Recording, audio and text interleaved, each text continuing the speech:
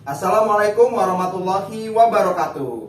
Jumpa kembali di channel Pak Ismail untuk belajar IPA. Kali ini kita akan mempelajari tentang komponen tanah dan upaya menjaga kelestariannya. Jadi di sini kita akan mempelajari komponen tanah itu apa saja, ya. Dan yang berikutnya adalah bagaimana upaya manusia untuk menjaga kelestarian tanah itu supaya tanah itu tetap stabil, subur, terjaga kelestariannya dan subur. Ya, seperti itu. Nah, yang pertama komponen tanah. Komponen tanah itu terdiri atas apa saja? Yang pertama jelas batuan ya. Itu bahan utama pembentukan tanah. Karena tanah dibentuk dari batuan yang mengalami proses pelapukan, ditambah dengan faktor-faktor atau bahan pembentuk lain. Ya, oke. Yang kedua udara. Ya, akibat dari proses pelapukan batuan terbentuk pori-pori di dalam tanah yang memungkinkan udara masuk. Jadi udara adalah komponen dari tanah. Ya. Ketiga, humus. Ya, hasil proses dekomposisi atau decomposting dari makhluk hidup yang sudah mati. Ya, bisa itu daunan, tumbuhan, hewan, ya. Itu akan diolah oleh decomposting, bisa organisme, bakteri, jamur dan mikroorganisme. Ini menghasilkan humus ya. Humus bersatu dengan batuan, dengan udara membentuk komponen tanah. Ya. Kemudian apa lagi? Mineral. Ya, akibat dari struktur tanah yang memiliki pori bisa menyimpan air atau air bisa masuk. Air juga salah satu komponen pembentuk tanah. Berikutnya mineral. Ya, batuan-batuan itu di dalam tanah yang mengalami proses pelapukan terjadi reaksi kimia yang membentuk ion-ion mineral. Ionnya apa saja? Untuk ion positif atau kation ini terdiri atas kalium yaitu K1+, kalsium yaitu kalsium 2+, ya, kalsium, dan magnesium. Ionnya adalah magnesium 2+, ya. Kalium, kalsium, magnesium. Itu ion-ion mineral tanah untuk jenis kationnya. Sedangkan untuk anionnya atau ion yang negatif ini terdiri dari nitrat, fosfat dan sulfat. Ya, nitratnya adalah NO3 1-, fosfatnya adalah PO4 3-, dan sulfatnya adalah SO4 2-. Ya, seperti itu. Nah, mineral inilah yang membantu proses terjadinya struktur dan tekstur tanah akibat dari proses kimiawi ion-ionnya itu. Ya, oke. Dan terakhir, komponen organik. Ya, jangan lupa di dalam tanah pun ada makhluk hidup yang tinggal, organisme, bakteri, jamur, mikroorganisme, semua adalah komponen organik. Ya, hasil humus juga itu membentuk komponen tanah sendiri. Ya, oke. Nah, kalau sudah tahu komponen tanah itu begitu penting, begitu besar maknanya, kita sebagai manusia harus bisa menjaga upaya kelestarian tanah itu supaya tetap subur, supaya tetap stabil, ya. Berguna bagi semua makhluk hidup termasuk kita sendiri manusia, ya. Maka di sini untuk menjaga kelestariannya kita dapat menerapkan beberapa hal. Yang pertama menggunakan penutup tanah. Penutup tanah itu apa? Pastinya adalah tumbuhan. Ya.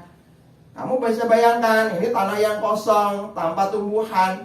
Kalau ada aliran air yang besar ataupun faktor lingkungan, ini bisa terdorong atau habis.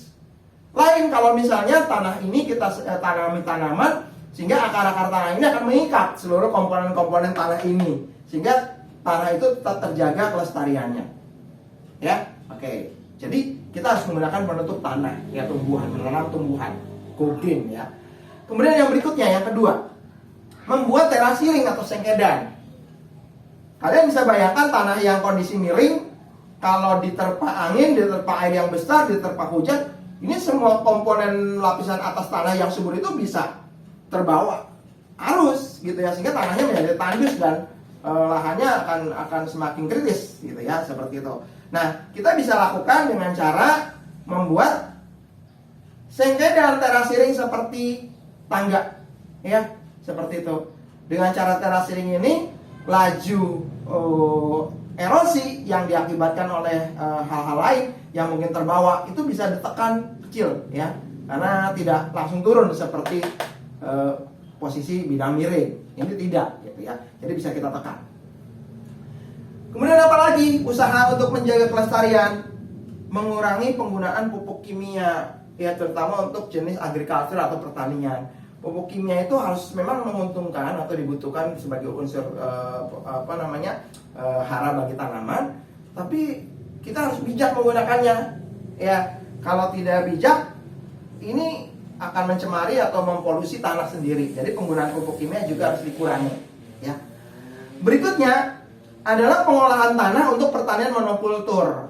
Jadi kalau kita menanam tanaman satu jenis saja selama beberapa periode, nanti ada komponen mineral tanah yang habis, yang lain tetap, yang satunya habis gitu ya, karena ditanami oleh satu jenis tanaman saja.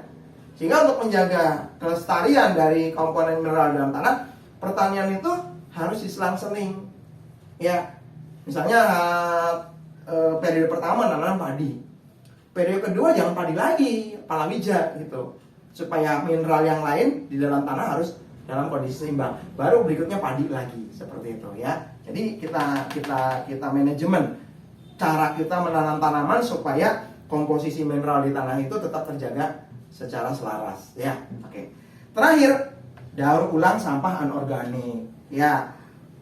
Jenis-jenis kaca, plastik ya, terutama plastik itu kalau masuk ke dalam tanah akan membutuhkan waktu bertahun-tahun lama untuk didaur ulang menjadi mineral anorganiknya ya, seperti itu.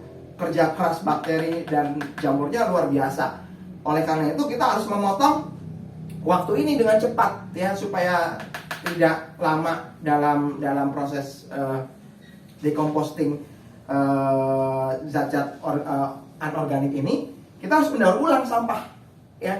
Sampah plastik dibuat kerajinan, sampah plastik dibuat apa, kaleng yang sulit terurai tanah dibuat apa, kerajinan atau bahan-bahan berguna. Ini akan menekan pencemaran tanah sendiri ya. Jadi kondisi tanah tetap terjaga dengan baik ya. Seperti itu ya anak-anak ya. Demikian penjelasan dari Pak Ismail, mudah-mudahan bisa dipahami oleh kalian dengan baik. Salam sehat. Wassalamualaikum warahmatullahi wabarakatuh.